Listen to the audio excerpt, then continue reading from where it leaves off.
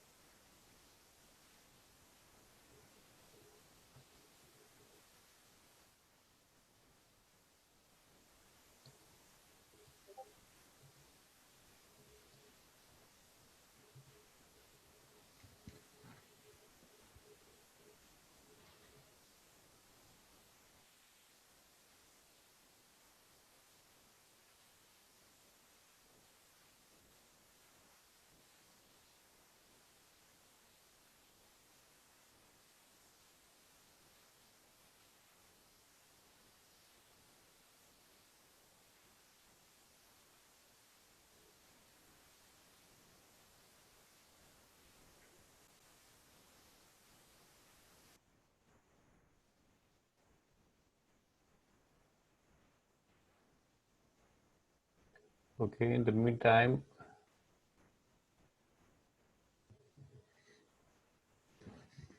hello. Yeah, Santosh. Yeah, okay. Well, I'll just start the recording first.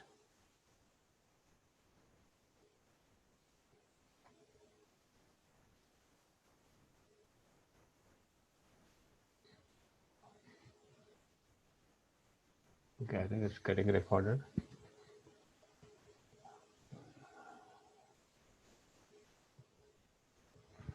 Okay, so is my screen visible? Yes. Okay, thank you. In the meantime, actually Shashank gets in. We'll start with the first problem. Okay, so the first problem is about the LRU cache, and we need to implement a data structure, which has it's for our least recently used cache, and is going to support two functions. One is get and one is put. So get will actually, get a value from the cache, and will return the value. But whenever it, and also if it doesn't exist, it's going to return -1. And the put actually puts a key and a value. So when you're putting a key and a value, if the key exists, then it's going to override the previous value, right? And they are given cache is initialized to some positive capacity, and the follow-up might be like, how can you do the operations in O of one-time complexity? And also, everyone might be knowing what least recently used cache is, right? So it will always have whatever the records are recently used. And then if the capacity is full, then you can remove those records which were least recently used or not used, something like that. Okay. So this is an example. It says like you can have a LRU cache with the constructor. You can pass an integer value which will be the capacity, and then you can put something in the cache like a key value pair. Here it says 1122, and then you can actually get a value. And then here actually when it is trying to put a value 3, because it is already exceeded the capacity of 2, so it Question. has to remove something. Yeah, sorry, go Wait, ahead. why? What is the pair there? Okay, so this pair is the 3 is the key, and the next 3 is the value. So it's a Oh, key value okay. I pair. see. I see. I see. Yeah, Cast hit and miss kind of thing. Okay. yeah. Okay. So whenever we actually exceed the capacity, it's going to remove something which was least recently used. In this case, it removes, it evicts 2. Okay. because if you see, it inserted 1 1, right? Then it inserted 2 2. So 2 2 was the recently used. Okay, and then when it again read 1, so 1 actually became recently used and 2 became stale, you know. So when it was trying to put in 3 3, the capacity exceeded 2, this 2 capacity. So it has to remove something in the list. So it will remove 2 because it already used a 1, right?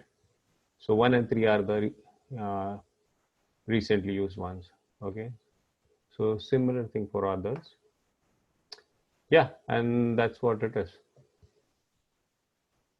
So if anyone has any thoughts about how you want to implement that, but be careful. We need to go for all operations to be done in O of 1 time complexity. Okay. I have some idea. Sure. I have not implemented it though, but I'm thinking Mm-hmm. just a simple linked list basically enables us to get the first element with order of 1. And if we assume that if we just kind of create a abstraction that the top of the list Mm-hmm. is the one where the most recently used is standing, Okay. then the end of the list will be the least recently used. So Mm-hmm. that if that is the invariant that we are going to ensure, then the least order itself is basically time order for us. So the top of the head of the list will be least most recently used, and tail of the list will be least recently used. So that way we can basically eviction will be easy from the so eviction will be from the tail, and insertion will be at the head. The only thing is in the ones that are intermediates, we need to keep some kind of a map so that we can go from the key directly to the node in the linked list. Okay. Yeah, that's good approach. So yeah, the challenge as you said is the map, which actually will be pointing to the node which you are interested in removing, right? Yeah. And reinserting it. Yeah. Something. Yeah. Right. Yeah. And do you want to give a shot, something like that? I have not done it, so Okay. Okay, I actually did it the same way. If you want, I can show you, or if anyone wants to actually show that also. Yeah, I did the same way as well. Yeah, like a linked list and a hash map. That's it. Okay, so do you want to share your code? Yeah, I can share my code. Oh, sure. Yeah, go ahead. I'll just have to follow up as well. I did it like a long back. No problem. Yeah, yeah, go ahead.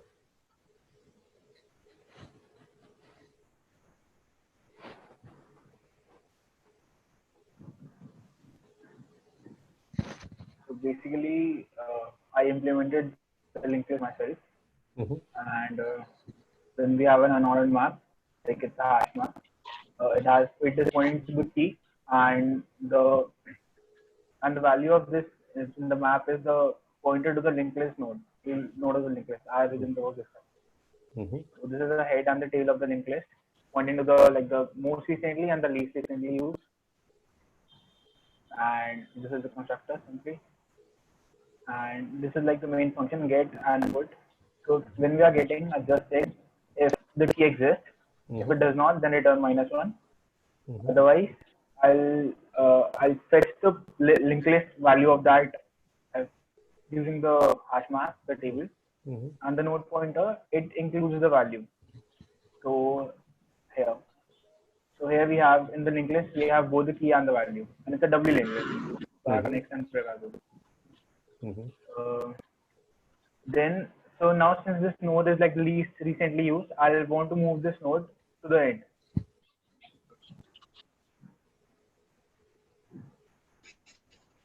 Actually, my head is pointing in the so basically my head is pointing to the node that I would want to remove, I think, and my tail is pointing to the node which is like least recently used. Okay, so you want to Does that evict make from the tail. Yeah, so I want to erase from the head.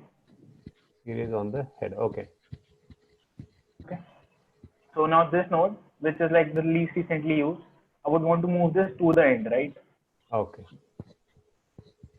So now I've just created the function which will move this node to the end. Mhm. I check if it is already the tail, then it's fine, no issues. If it's the head, then I would want to update the head as well. Otherwise, I'll just took the pointers for next and previous because both of them will be updated now. And if the previous value of my current node, if it was not null, then the next value of my previous will be. So I'll take an example here.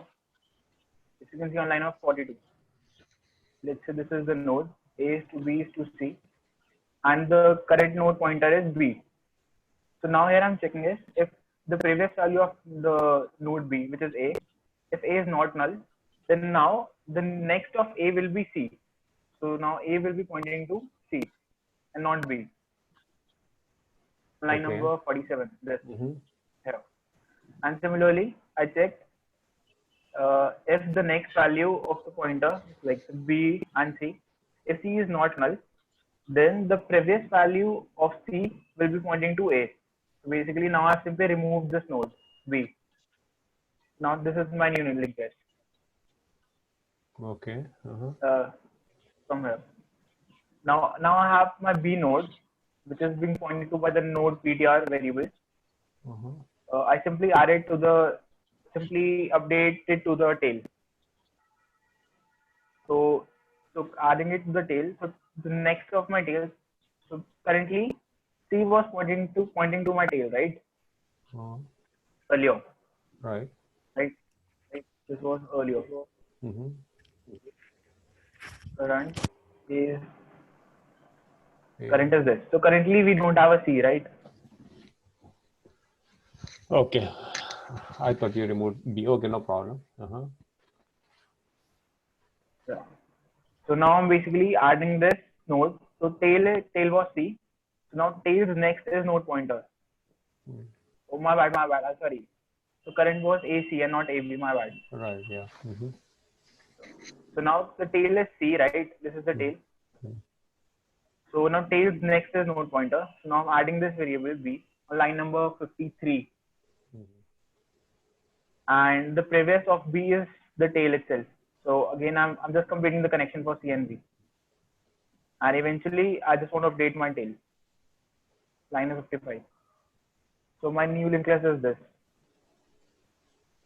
ACB. Okay. So you removed B and then you are pushing it to the tail. Right. And then you will be removing it from the head when you want to remove it. Right. Okay. If I want to remove it. Yeah. Okay. Right. So now get is updated. Mm-hmm. Right now we can just look at the put.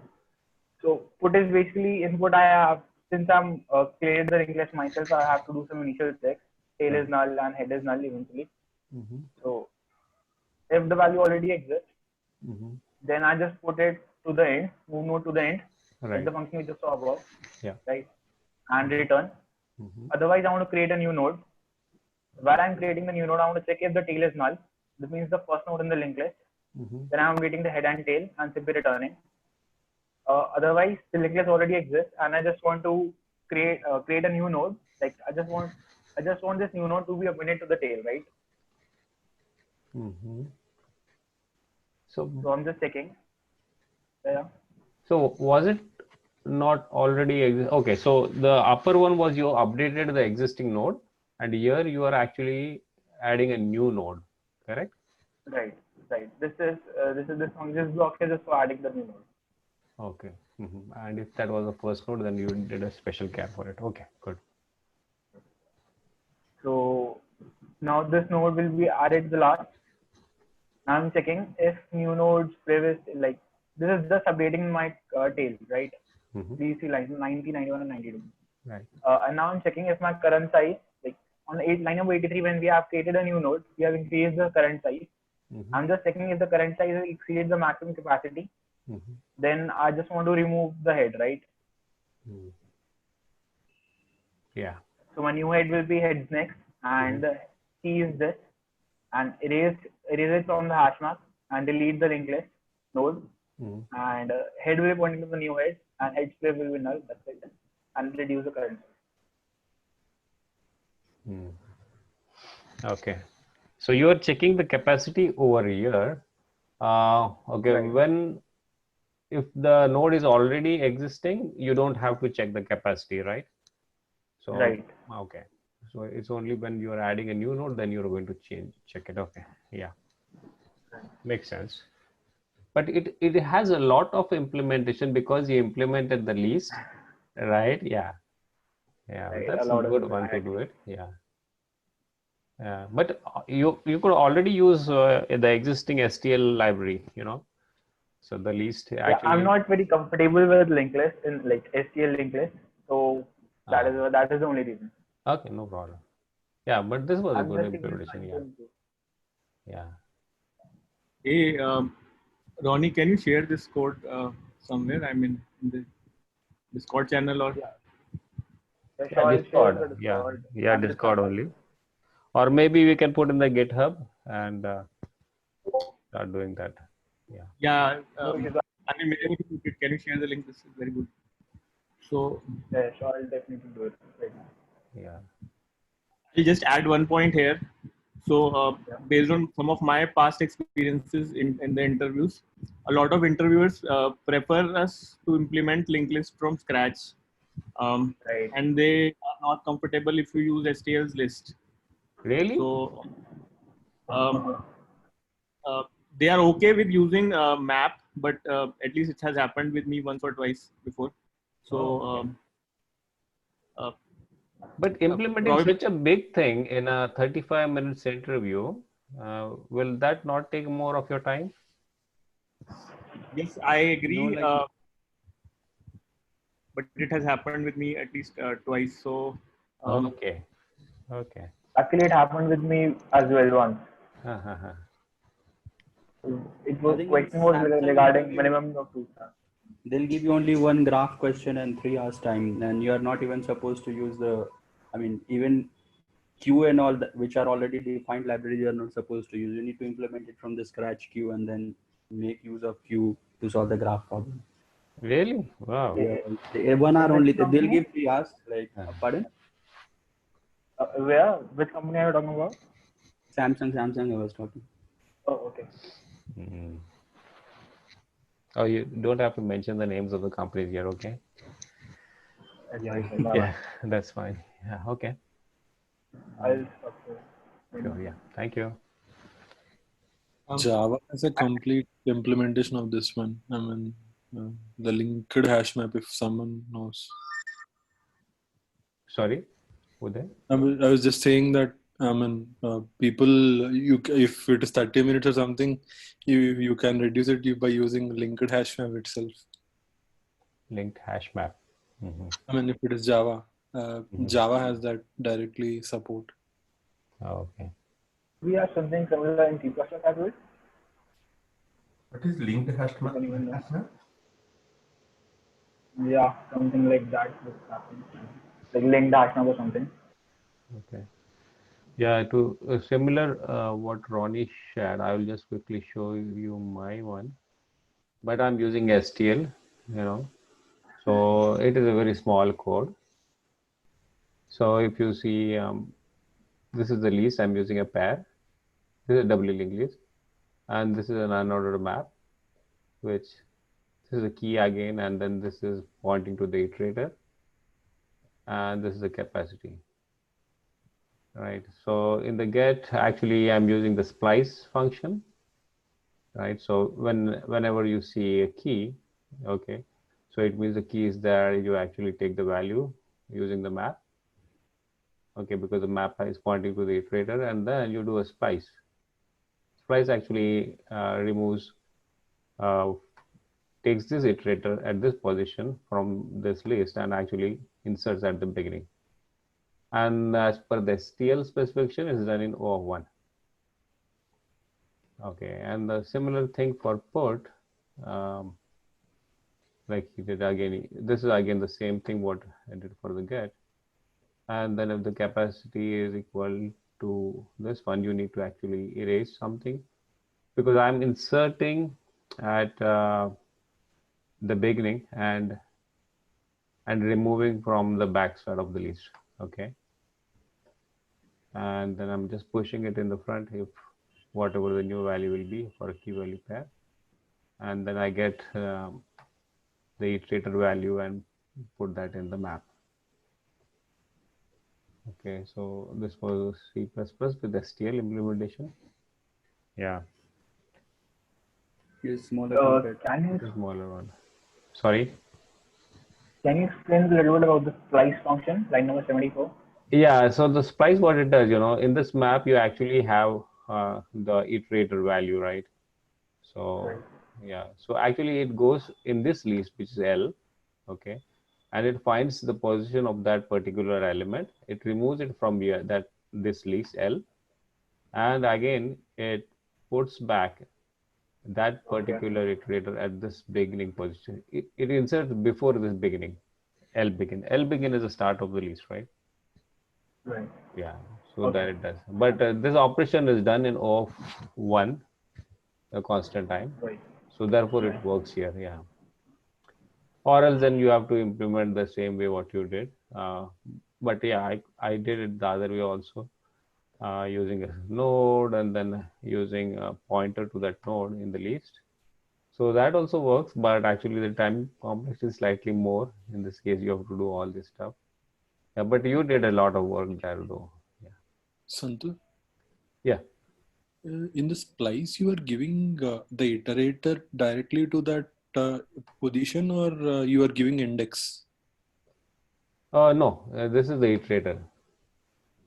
Okay, So, okay. So yeah. you are keeping iterator. Yeah, I'm storing the iterator here. Actually, see here. Okay. Sure. So at this here, actually storing the iterator in the map. So I get the iterator value there. Yeah. Okay. Shashank, you are back, right? Yeah. Yeah, go ahead. Yeah, sorry. Yes. Yeah. Thanks. Yeah. So we can proceed to next then.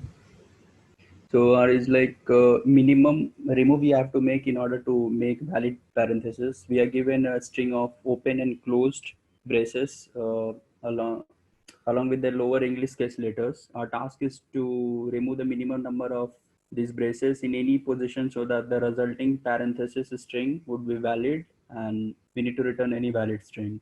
And a parenthesis is valid, it will comply with these three conditions. If it is empty string, contains only lowercase letters, or it can be written as AB, like A concatenated with B, where A and B are valid ones, and it can be written as A, where A is a valid string. So if you look here, so this last braces is like invalid one for you, or you can remove. So you have this as a valid one, and this also would be accepted. These two, I mean, you have multiple answers, so depending on that which one you are choosing, you can do this. Like you can remove this one or this one depending on that, and same goes here. Like this is your invalid one, this bracket, so you have like this, and here it's an empty string, so it's also valid. And coming to here again, you have these two are there, and is removing this one, the braces between B and C. And yeah, it will consist of lowercase letters, and as of I can be either this or this one or any English lowercase. Yeah. So any queries here, like how do you approach in this? So see, actually, other than the example 3, Yeah. so every time you will have either a closed parenthesis extra or an open parenthesis extra, right? You cannot have Exactly. both of them extra. Yeah, otherwise it Why? will be balance. Yeah, that I was thinking. But only in the example 3, yeah, you can have any number of such cases. Actually, yeah, example 3 shows that both of them can be extra. Yeah. So, but if they are in the totally out of order. Yeah. So, okay. Right. So I think maybe we can use a stack, but I tried without doing using a stack. So what I did was I actually started from left, so I traversed to right. So I was tracking like how many open brackets and close brackets were available. So when I'm traversing from left to right, if the number of closed brackets are greater than open brackets, so then I'm marking that particular index as invalid index. So similarly, I'm doing from right to left. When I'm traversing from right to left, when the number of open braces or brackets are greater than closed ones, then I'm marking that particular one as invalid. So I'm doing the 3 iterations. In the 3rd iteration, I'll just I'll create a string builder and return it. While building a string builder, like what are the memory characters. Okay. So how do you build the string builder? Sorry? Can you share? How do you build the string builder? Can you share the code? Sure, let me share. Because I got confused how to get the minimum The other thing remove is, and which index to remove, because there might be multiple index which will give the valid substring. Okay. right, and in that approach, how would you solve that example 3? Because those are all invalid brackets, right? Because everything is invalid, right? Like if you look at the example 3, so when you start at first one, are you able to see my screen? Yeah. Yeah. So initially open, like I'm maintaining 2 counters, like one is open and a close. Both initially are 0. When you're starting at first index, which is a closed brace, right? When at close, like, you increment it, the close and counter to 1. And if you look at this code here, this part, right? So I check like if it is open, I can do like I'll increment the open counter. If it is a close, I'll increment the close counter. And at the end, I check whether like, if it is closed and if open is less than close, then what I do, I add it to the invalid counter. So you maintain the index least of invalid characters. Yeah. Okay. I can either do this, or I'm actually not converting the string to a char array, but if I maintain a char array, maybe I can replace it with some kind of a character, maybe 0 or a 1 something. That way, like I can track what is my invalid character without like using extra memory. But I was trying this. The only catch was like whenever you add it to the invalid character, you need to remove this. You need to decrement your close because you have removed it, and you made a balance, right? When you are here, let's say when you take this example, when you consider this as an invalid, so that means you already balanced your string till this point. Yeah, makes sense. Yeah. So similarly, I'm doing it for the close. When I'm doing close, I don't need this actually. I think I can. Do I need this? Yeah, because when I'm doing it from the right, I can actually encounter the same thing. So I have to check whether I have already removed that invalid character before. Otherwise, like I'll count it again. But if I try to, instead of using the extra memory, if I just replace the char, if I take a char array and if I can replace with some 0 or something, I don't need. Yeah. And in the third one, like since I maintain the invalid strings, I'm doing it. Again, like, here, instead of extra memory, if I have some 0 or something, I can check that condition. Another approach could be just a simple stack approach using the to find out whether the parentheses are balanced or not. That algorithm, which is the stack. Yeah. And there in the stack, we can keep the index. And whenever we are basically popping from the stack to make it balanced, then we can mark that index as a invalid index, so that we won't have to traverse the string from the right, because Yes, that's correct. yeah. Yeah, if you use stack, you do not need the second loop, what I'm doing it here from right to left. That will, you can avoid, but you need at least 2 iterations. At least 2, sorry? Yeah, because the one you have to build the Yeah, right? Yeah. Correct. Yeah. Okay. Okay, so for stack, okay, do you have an implementation for stack? No, I don't. Oh no, yeah, okay. Yeah, I mean, I did a similar question using stack a long time ago. I just wanted to try without stack, so I did this. Yeah. But stack is the same, like you don't need to, I mean, I think we did this invalid parentheses, but here we just need to ignore these characters. The characters is is just to confuse. So whenever you see open, you put index into the stack. And whenever you come across the closed one, you pop it. You pop one from the stack, right? But at the end, you may have like open braces, open brackets. So just like loop through that, and maybe same thing, like mark it as invalid. And in the second iteration, you can ignore those. Okay. Yeah. So One that is right. question here.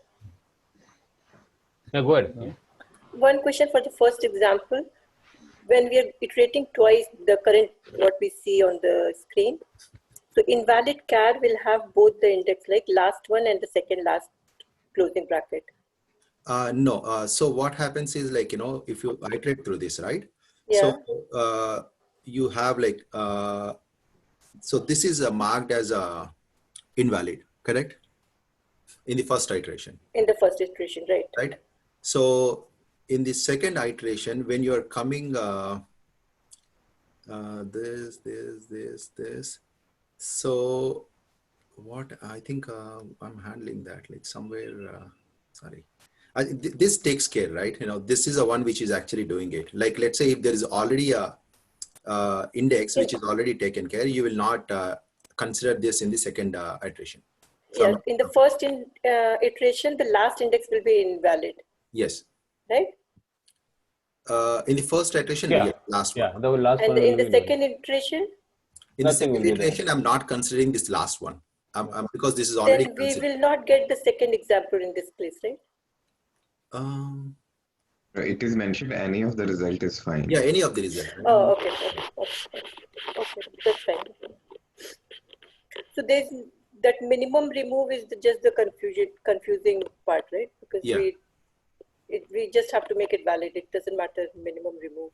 Yes, yeah, that's correct. I was also confused. I was thinking backtracking and all, but later I realized with these examples, it was only, we need to make it balanced.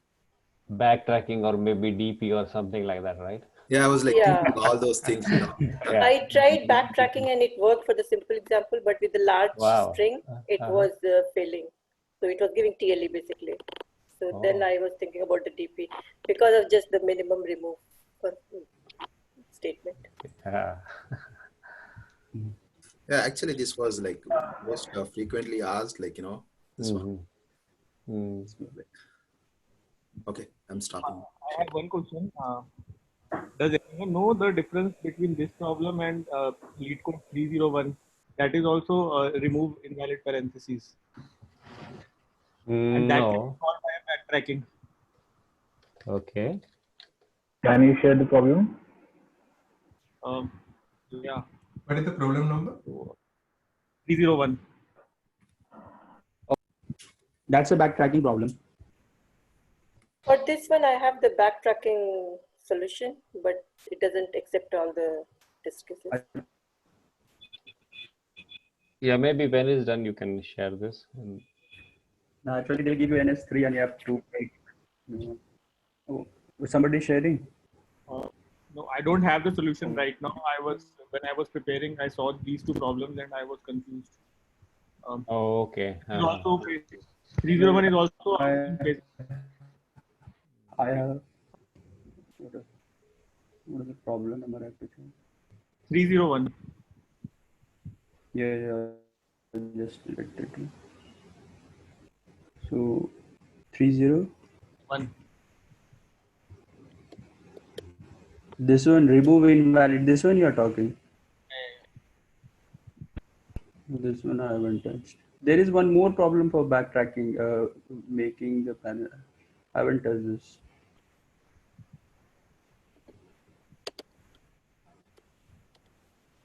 In 301, we are supposed to return all the possible strings, right? Yeah. So this is different, right? This is a different one. I thought the other one there is. I don't remember that number. Here we have written all the possibilities.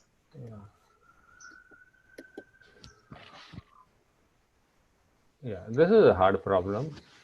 Yeah. No.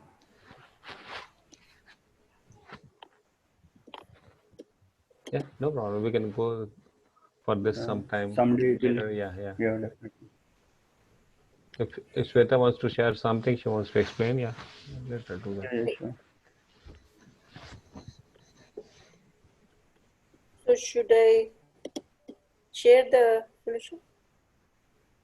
Yeah, go ahead. Yeah.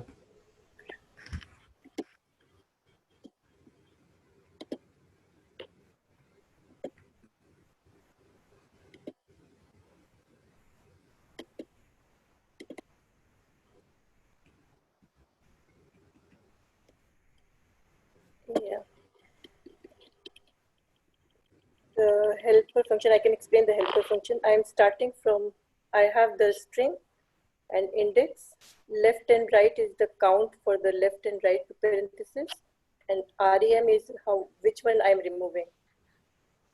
And the so far, which have the string builder curve, like string till now what I have while recursing on the string.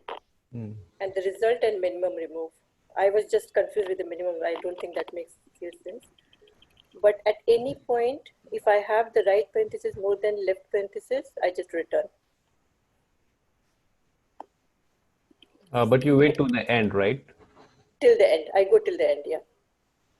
But at any point in between also, if right is more than left, that is the invalid state. Right, because if we have any character which is open parenthesis and that is more, so that won't be the valid case. In here, if I reach the end of the length and left is equal to right, then I update the minimum remove. Minimum remove is good. So I'll show you the recursive function. So if the character is open bracket, I call the helper.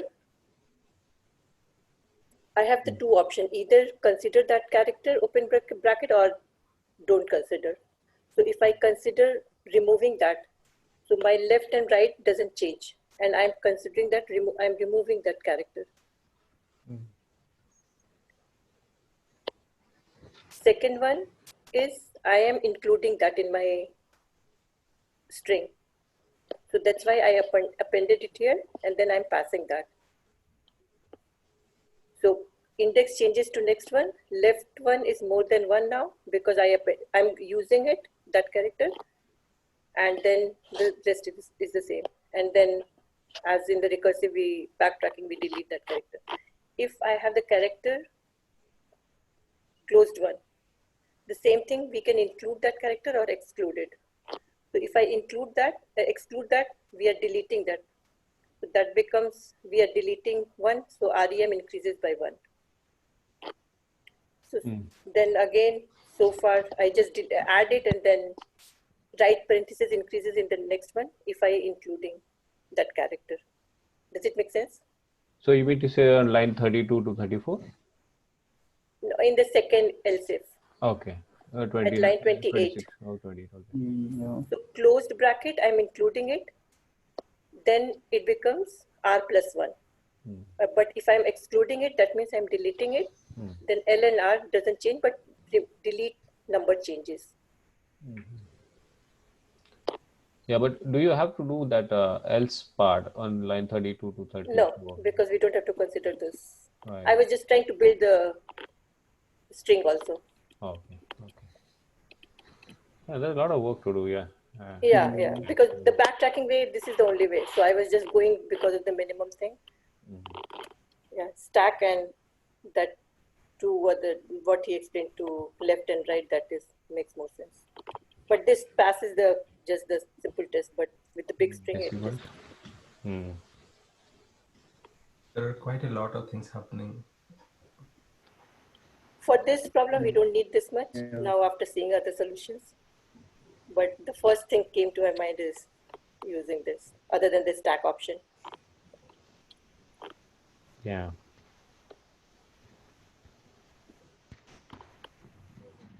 Let me stop. Yeah, that's good. Thank you.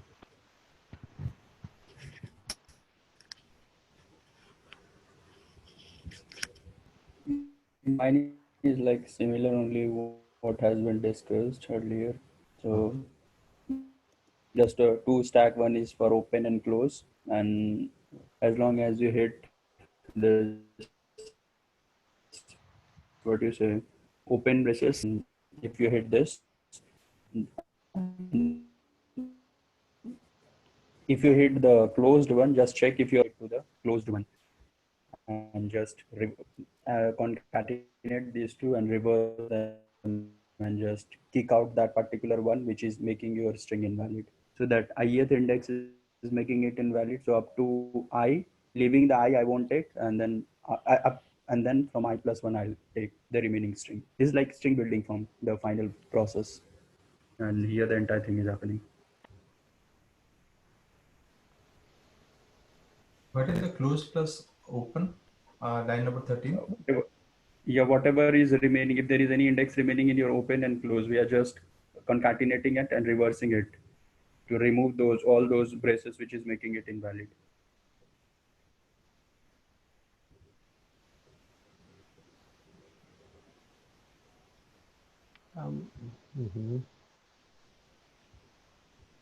So, but where do you actually add the other than the parentheses?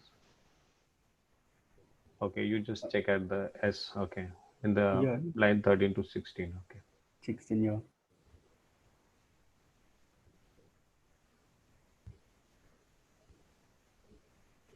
So you just use only the ones which are valid in the open and close. Close bracket, close stacks, yeah.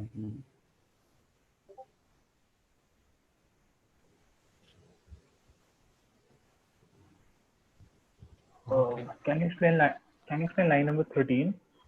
Yeah, sure. Like, let's take this example. So if first time if you are hitting this bracket, it will go to your open, right? It will also go to your open, these two. Now next time when you hit this close, so you'll delete this because you are having something in open, you'll pop it out. And again, when you hit next one, you'll pop this one out. But now your open is empty, so this will go inside the close.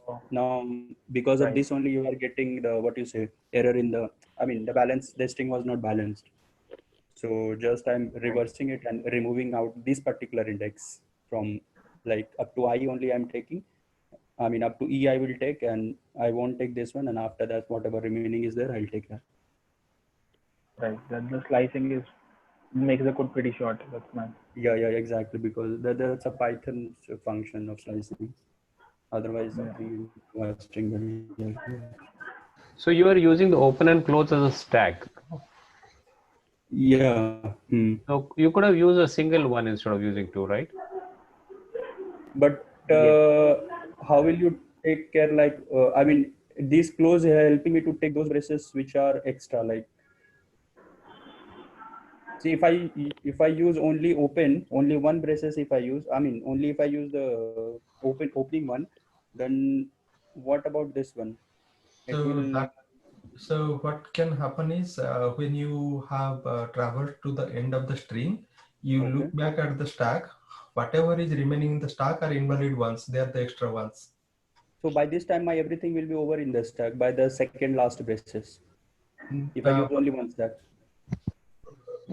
but okay, the initial condition with using the stack is if the stack is empty and you are getting a closed one, then that must be dropped. Right. Yeah, So you can keep like can an array or a set. Yeah, I think you need to modify your else if condition. So if you have a clause in parentheses and your stack is empty, so that index is also should remove or should go in there. So with stack, the thing will be if the stack is empty and any number of closing parentheses are coming, they are invalid.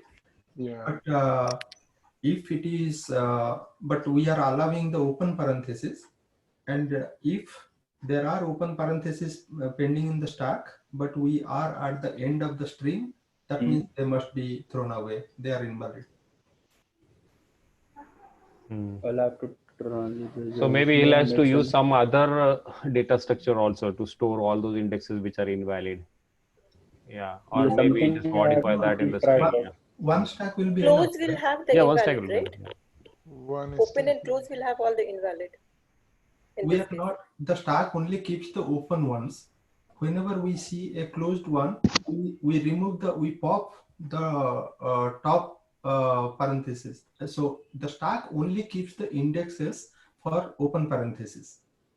Okay. So whenever we see a closed one and the stack is not open, we pop one. And we go on doing that. So basically we are matching pairs now. So if at any given point of time we came across a close parenthesis, but the stack is empty, that means there is nothing to match to. This guy is extra, so it must be thrown away. Yeah, so open will have the invalid open parentheses and close will have the closed invalid parentheses. So both will have invalid index if any. No, that is true, but Rajendra is optimizing it, saying, you know, when Right. it is closing, you can, when By you're saying yeah. So in the starting, if we have two open and only one ending, one closing, so then open will have one extra, right? Probably, Sweta, you are referring to the open and close at line 3 here for this solution, right? Yeah. Oh, okay. Then Sasank, you could.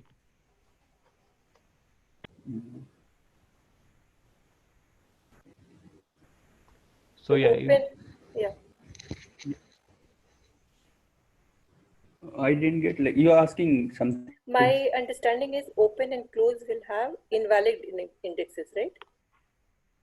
Exactly. At the end, I mean, if after- open is having extra open is there, it will be cached in your open one, and if extra close is there, it that is will what I be want kept in to the close. Yeah.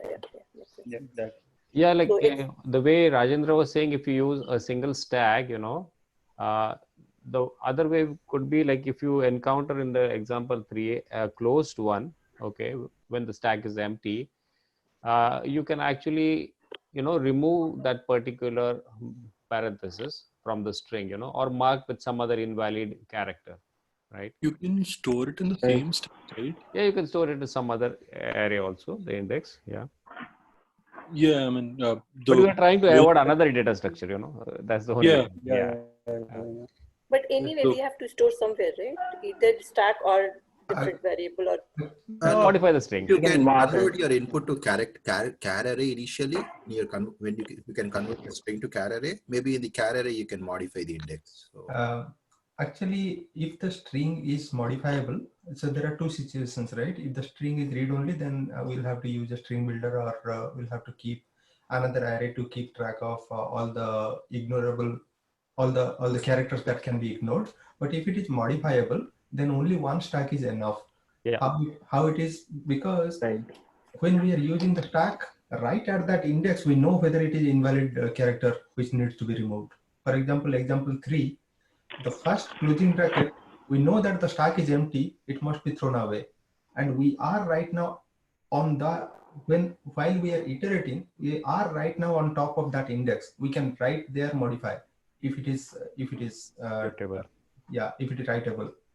So I think we don't need to modify the string only. So you see here that in the Shashank solution, so what we need here at the end, when we have to build our output. So we just need those index which are invalid, right? Yeah, but it's Exactly, trying huh? to avoid using another data structure. Yeah. So let's say we do have only one stack here. And when we encounter the opening parenthesis, put that in the stack. When we encounter the closing one, so now there are condition. Okay, if my stack is empty, that is the invalid index. Let's put that index in the stack, right? The second invalid possibility is that if there is a stack top is still closing and I encounter the close, right? That may not be. No. The stack always keeps the index of opening parenthesis only. No. So sorry. Let me complete. So now the second scenario is that if stack top is closing and I encounter the close again, right? So that's again invalid, right? So I put that in the stack. Now, if these are not the case, that means I do have a opening parenthesis on my stack. Let's pop it out. Yeah. So closure parenthesis can also point to the stack, but if it has to be empty. No. So yeah. So if stack is empty and there is I encounter the closing one, so that is the invalid index, right? Yeah. Okay. That index will go to the stack, right? Yeah. Stack, we are not keeping the invalid indices. Stack is only for matching up. I mean, you can reuse it. So that is the reason Shashank has used two different stacks, one for open and close, or else the way Rajendra is saying, use a stack only for the open one and use another data structure or modify the string. Correct. But what the way you say, Praveen, also work, you are saying that you use both the stacks, right? So what Shashank is doing. I think we lost Praveen. No, I was thinking actually, Yeah, okay. I was thinking loud. So one scenario, I was thinking actually, as soon as we match, take that index out from the stack. So we don't need to keep that index, the opening parenthesis or opening index in the stack. You want to run one example from here? So let's try that. So, okay. If we go with this. Which is the third one? Let's say, let's third one.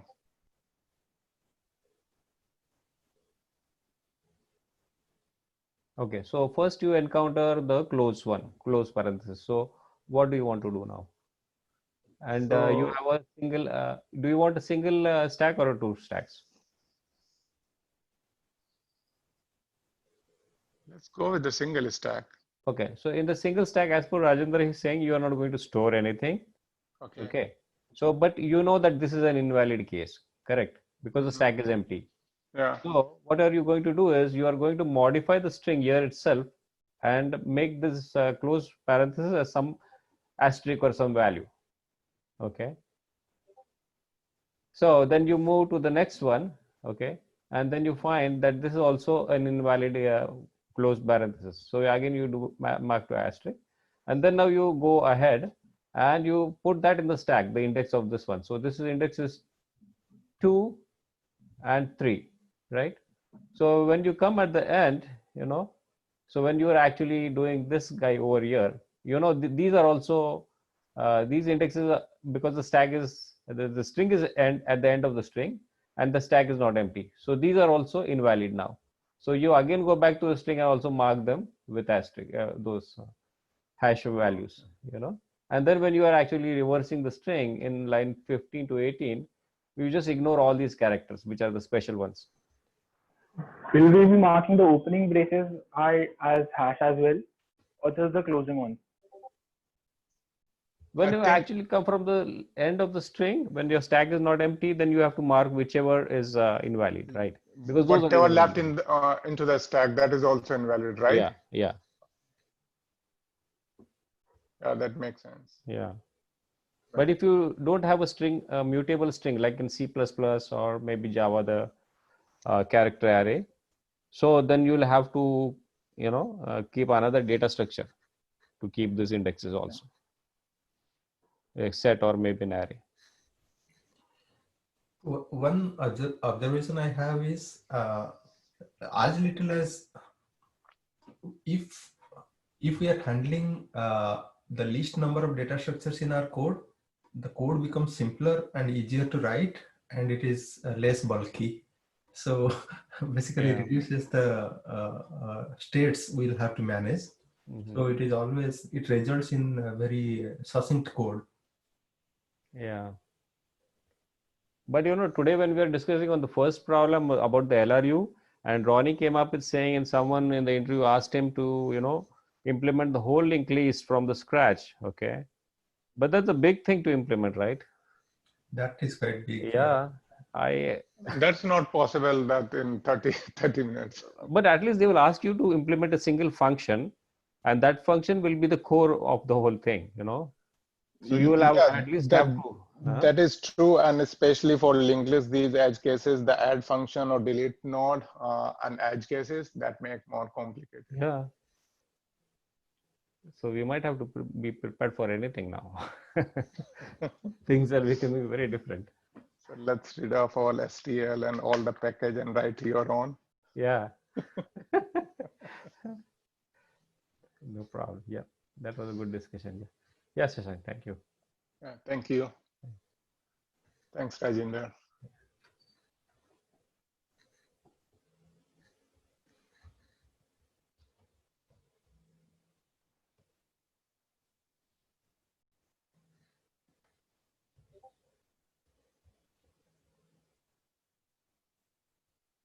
Can't hear you, Shashank.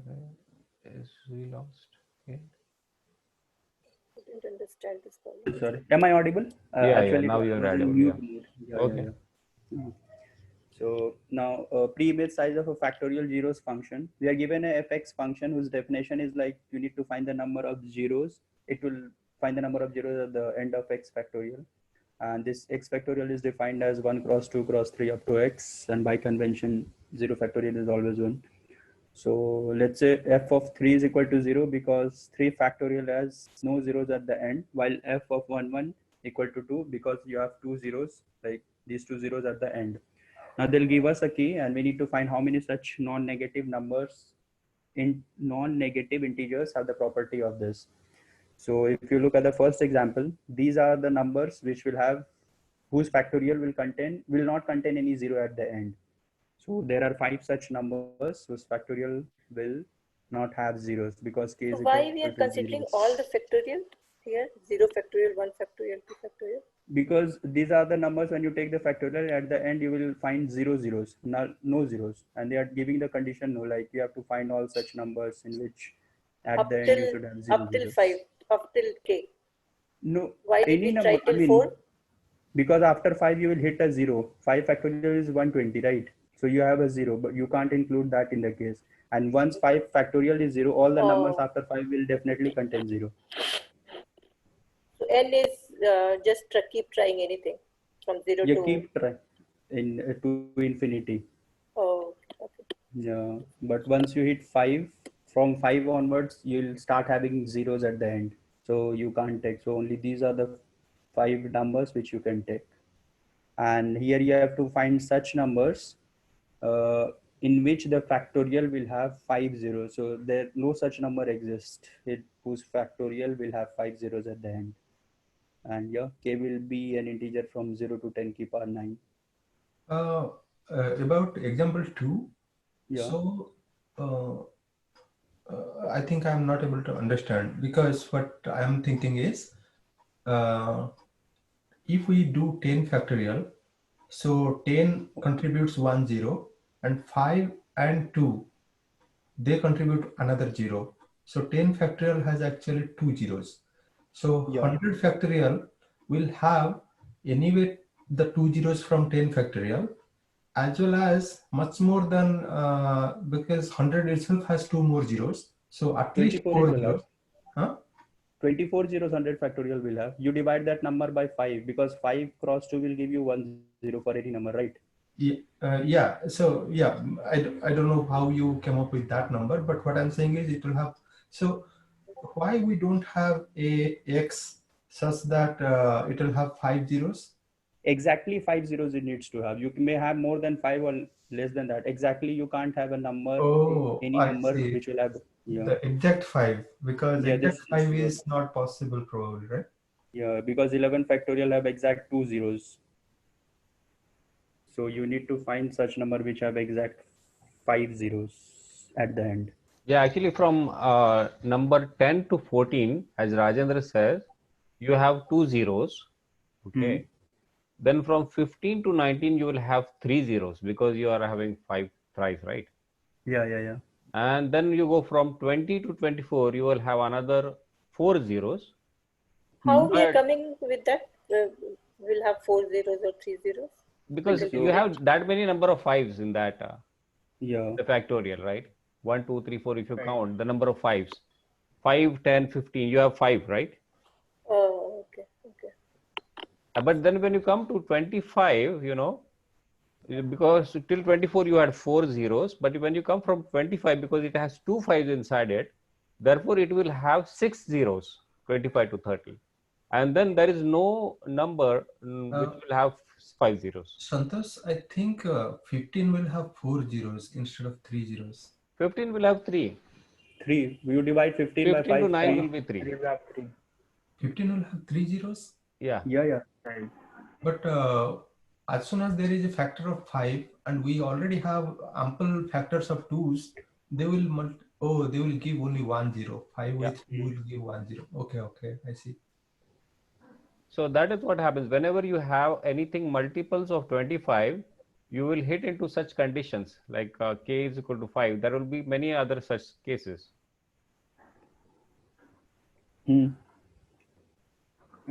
Makes sense. Yeah. Sorry, I couldn't follow. So are we saying that k is equals to 5 a possible one, or k equals to 5 is not possible at all?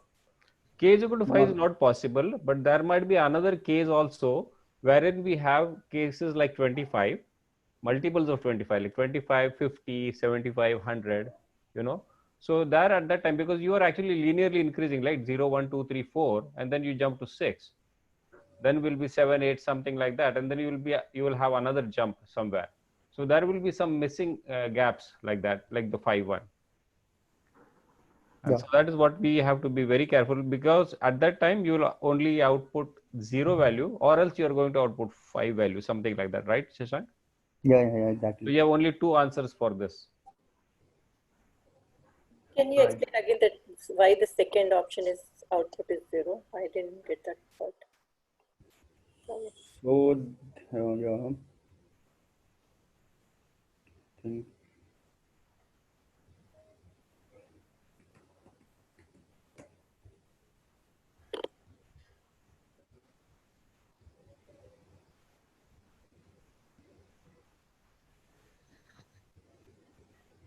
You can I mean, like how to get zeros, right, in factorial? No. Right? How to get 0 meaning? I mean, like how, somebody it has to be multiple of 5 or 2. Yeah. Right? Exactly. Yeah. That so like, what is the doubt? Like, I didn't get. I mean, okay. So how we are saying that yeah, go ahead. k is equal to 5, then the output is 0. Why we don't have any number which will give that? Yeah. Solution. So if you look at the way we were discussing here, if what is the problem statement says, we need to find a number of numbers, whose factorial will give that particular k number of zeros. Correct? Yes. Yeah. So in the first case, when we say we have k equals 0, right? So we are finding for the 0th zeros, so no zeros. So such case will exist only from 0 factorial to 4 factorial, correct? Because 0 factorial is also 1 or some value, actually it says 1. Until 4 it will be some number. Yeah, so you won't have any zeros at the end. Yeah. We are only looking for zeros at the end, not in between. So when you go from 5 to 9, because you have 1 5 and you already have 1 2, so you will always have 1 0. So 5 factorial will have 1 0 at the end, 6 factorial will also have 1 0 at the end, and 9 factorial will also have 1 0 at the end. Correct. So, but when you go from 10 to 14, how about 8 factorial? It will 8 also have factorial? 1. 5, 1 8, 0. 40. Okay. Because you have single 5 there, right? Oh, okay, okay, okay. Yeah. And then you go from 10 to 14, then the 0 number will increase to 2. 10, 11, 12, 13, 14 factorials. Any of them you take is going to be 2. 2. Yeah. So when you go from 15 to 19, the number of zeros is going to be 3 because you have 3 5s, right? Yeah. And then when you go from 20 to 24, so these are the slabs, 20 to Yeah, 24, you will have 4 zeros, right? So, but if you look at these values, 20 to 4, 15 to 9, they are all 5 numbers. So anytime the value will always be 5 such numbers will have such 4 zeros from 20 to 24. Okay.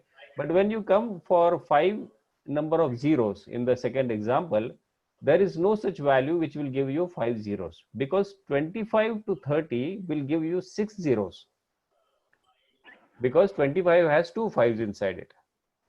Yeah. So there is no 5 existing at all. 5 zeros Okay, in got any it. factor. You won't have any Thank number. Yeah.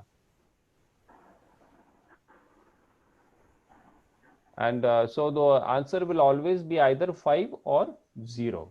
So we need to find only such a case whenever we get a input as k where it is like a 5 or all these special cases. If you find that special case, we return 0 value, or else we return value 5 always for this function.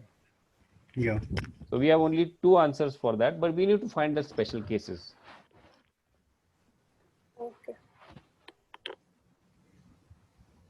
Thank you.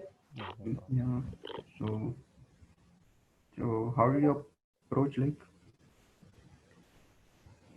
Yeah, just go and look for that value, whatever they, gave you. Yeah. If it is multiples of 5, then you return 0, or else you return 5 value. Exactly the way it is. Yeah. But then if you do an iterative way, like it might be a bigger number if they give you. Yeah. Right? Yeah, They're going to give 10 raised to 9. So that will be very difficult to find. So just to optimize it, binary you are using. Yeah, something like that. And I don't think so if there is some other way to optimize it. Yeah, I don't. We can use DP then to optimize it, because we can save the lower number count when the number is lower. No, but like it's that, right? not. Behavior is different at every different interval. You can't make use of the previous problem here, right? Now you can, because if 5 is having 25 is a multiple of 5 cross 5. But do we need to? Pardon? But I mean, we can use it maybe, but do we need to? You mean to say the DP way? If we want to save the previous information and use it for the next one. But I don't think so there is any overlapping something like that, right? Because if we have to use any DP solution, first we need to find out if there is any overlapping. Overlapping should be there. I don't know how the implementation, because we are just repeating these information for the more different k, right? Because 5 factorial, we know that we'll have the 1 0. Yeah, but the input when they are giving into the function, it will be only single k. So you're just taking that k, and that you are actually verifying whether it will be the corner cases of 5 zeros and something like that, or if it is not, right? So I'm not sure how that can be done, though. Yeah. I'm just thinking. No, that's true. When you said, I also started thinking, because the solution always talks about the binary search approach. Yeah, exactly. And it is not a very intuitive way of, either that also. Could be, I mean. Yeah, it looks easy, and the way the problem statement is. Yeah. Yeah. I'm sorry. Please. I understood the problem now, so I can think more. How to Yeah, implement yeah. it now, at least. No, it took a long time for me to understand too. But I actually followed some YouTube videos, and the guy he explained very well. Therefore, I actually caught that whole thing. Okay. Yeah. Thank you. Yeah. Is there a reason why we selected the upper limit to be 2 to the power 63 minus 1, or just a hunch? Integer limit, you have no, like 2 raised to power 65535 we have, right? That is equal to 2 raised to power 63 minus 1. I think some way they want to use the binary search so that is possible. Otherwise, linear won't be possible with a big number. So that's why I think they are giving that range. Like what I'm asking is that why did we selected R to be 2 to the power 63 minus 1? I mean, even I selected I selected 10 to the power 9 squared. But I don't have a reason why I selected that. I think the reason behind this is like 65535 is the positive unsigned integer, unsigned integer limit, higher limit. So, and this boils down to 2 raised to power 63 minus 1. That's why. This is 64-bit. You are using a 64-bit. It's long. Oh. Yeah, it's long. Yeah. So because anyway, you might have to use a long, correct? To avoid that overflow problem. If you are using 10 raised to 9 as an integer, so when you are actually counting the mid value, you might encounter an overflow. Yeah, integer. Therefore, using a long will always be a better option. I think when n is not given, we can change R to starting from 2 to 4 to 8, multiplication of 2. Why Instead of going from top, like 2 to the power 63 to mid, we can go R from 2, 4, 8, 16, 32 to get that number. Maybe. That can also be done, yeah. She's just saying about the expanded binary search. But in that case, if we go from 1024, then the next will be 2048. But what if the answer lies between them? Then in that case, we'll have to again do binary search between taking these two at the limit. Yeah. That might, I don't know, I just thinking So because two types of binary searches, yeah. Right, two types. Yeah, extended. Because here n is not specified, like it's a big number, so we can go from lower to upper, something like that. Definitely n will be less than k, no doubt, right? Yeah. Because number of zeros, that means that's an expanded form of a number. So n will be less than k. But your upper limit, you can't say what it is going to be. Yeah, can't comment on that. So what could be the possible reason for that? I thought that like integer limit only, something like that. Yeah, that is true. That is what it is for. But I'm just saying it's a 64-bit. When you say 65K, it's not 65K. It's bigger number. Yeah, it's a much bigger number. Yeah. Okay, so yeah, I think that this is the only way I've also done. Is actually looking at the different solutions. Yeah. But it took some time also for me to understand. Yeah, binary search part is okay. You have the R as a bigger value, L as a smaller value, which you start from 0 or maybe you start from K also, right? What are the values? Yeah. That is okay, but you're actually, when in their function count, when you do that, that is something different. Yeah, that is for calculating zeros. Okay. So you put your mid value into that count function and then you get whatever the value you get, So that value, okay, then you compare and then you move your left and right. Exactly. If I check if my zeros is less than the, specified number of zeros what they want, then your left will be like mid plus 1. It will go to the right side of it. I mean, if I'm having less number of zeros, I need to have k zeros. That means I have less zeros, but they want some more zeros. So I'm shifting my mid value to the right one, like mid plus 1 I'm taking, the left hand I'm making it. Okay. Yeah, Right. like K needs 8 zeros and I'm getting only 3 zeros. So I need to push to the right, like left end should be mid plus 1. And if I have larger zeros, that means I need to reduce the zero. So my right limit, I'm setting it to mid. Mid or mid minus 1 also. Yeah, mid. Right. Yeah. But why are you not going to return when you get self count equals to K? Why you Yeah. have to wait till you exit the loop? Just a question. I know. Yeah, This in is that also case, you right. can directly return as well. Right. That is what I was thinking. Oh, But that's here also it's good way. inside the while it's that Yeah. I'm doing at the last one after the entire year. Yeah, Okay. that could have been done. I wanted here. Yeah. Okay. So it's more. It could have optimized a bit more. Like we don't need to unnecessarily dig into it. Yeah, I thought there might be some reason for you to do this. So No, just no. trying to understand. No problem.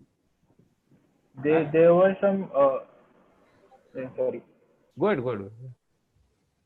I was just looking at the discussion sections, and there were some C++ code I was looking, which were they were doing it and using an integer variable only, so like 32-bit only. Really? Yeah. And was it passing the whole? Because some test case it doesn't pass. I mean, I don't know.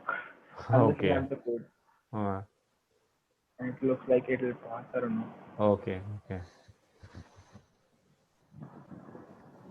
Or maybe sometimes some people do write it and then these guys change the test cases. Yeah, And then they fail later on. Yeah, but Shashank, your count function, I really didn't understand it. Yeah. Could you slightly walk me Sure. through? See, count is like getting the zeros. See, how would you get the zeros? You'll take a number and you'll divide it by 5, right?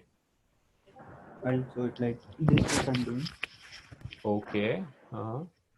But then why are you doing again dividing it by 5? Yeah. Let's say I have 100. Okay, 100 factorial. So I'll divide by 5. So in first phase I got 20 zeros. Now I'll take this number only and I'll divide it by 5, which is my 4. Now so 20 plus 4, 24 you got. Now I'll take 4 by 5, which is equal to 0. Like I can't. So total number of zeros are 24. So I'm taking the number, dividing by 5, and again whatever result I'm having 20. So I have to divide this number by 5 to get the next result, right? Okay. This is. Okay, so you are dividing by 5 over there. I thought it was a comment. Okay, no problem. Yeah. And just at last, the entire count. Okay, yeah. Yeah. So This problem looks was the only way to implement, right? implement. I think there's one more way. Okay, go ahead if you have something to say. You have. I don't have the solution. I'm just looking at the discussion forum. I'll just No share it problem. in the chat link. And the code is, the time is 0 milliseconds. Like I 0 submitted it milliseconds. and it got, the time it took to run the code was 0 milliseconds. Okay, Shashank, can you bring that up? Yeah, sure. I'm opening that chat. Okay. Do you guys like this problem from interview perspective? I feel like this is more like a puzzle than really checking the algorithmic and data structure ability. Maths, It looked like, more, Yeah. It looked more like a mathematical question. Right. but there are certain companies, like if you interview for Goldman Sachs and all, no, they'll mostly focus on the probability question. Like they are more oriented because that's a financial, investment banking. Exactly. Yeah, so they focus more Finance on companies, they probabilities. might have that. Yeah. So there is a pattern for every different companies, like. So the screen is visible, right? I think Yeah. Amazon also asked the such question. That is what they are saying. Oh. Yeah, that is what is there in that companies list. Amazon, Adobe. I don't know what Darshan says. I really, I agree to that point. But yeah. Yeah, this is what I think Ronnie was sharing. The screen is visible, right? Yeah. Mm-hmm. So, but in this, how are we? What is something special they are doing here? Yeah, that is what. On like this for loop, like I just said the initials. I'll just explain what I understood, and then maybe we can discuss on it. So it's starting from L equal to 0 to int max upper limit. So it's really binary switching over the entire int max limit over the entire 32-bit range. So M is the mid, which will be like 2 to the power 16 or something. And C, I don't know. Now it's C is running your the for count. loop. Like, okay, maybe. Hmm. Okay. So for I equal to 5, so basically they are just keep on dividing by 5. Like 125 will have, so, while I guess Santosh was telling, like at every multiple of 5, the value will get incremented by 2 instead of 1, right? Like the number of zeros. So 5 will have 1, 10 will have 2 or something. And at 25, the number of zeros will increment by 2 and not 1. Right. Right. So I think 25 they will are have somehow 3. handling this here. It is being handled in here somewhere.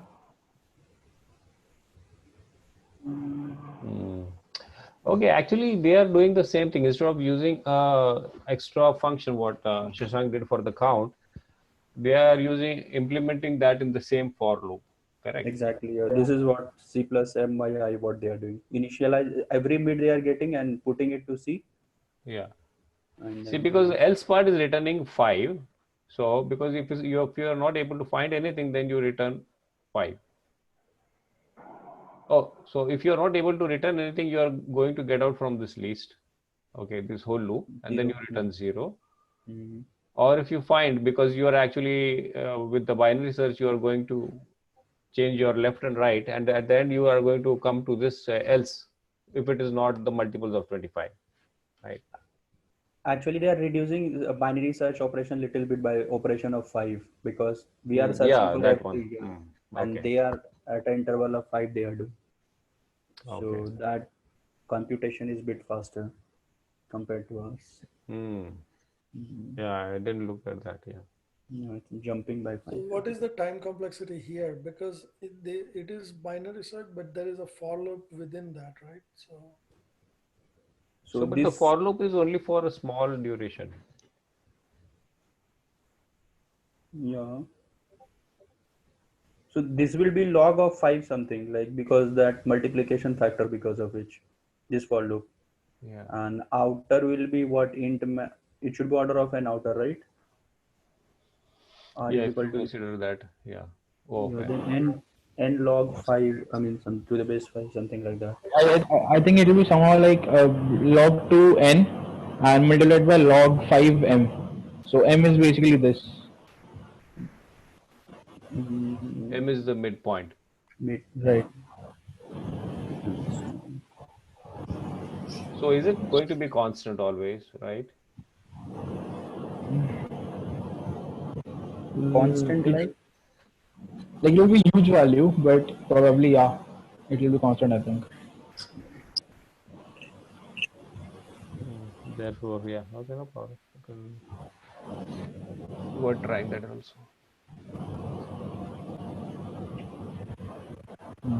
Yeah. Yeah. Okay. This was a good one. Yeah. Thanks, Ronnie. Thanks for sharing this. Welcome. Yeah. Thanks everybody. Thanks Santosh. Thank you, Shashank. Yeah. Thank you, Thanks. Darshan. Yeah. Thank you. Bye.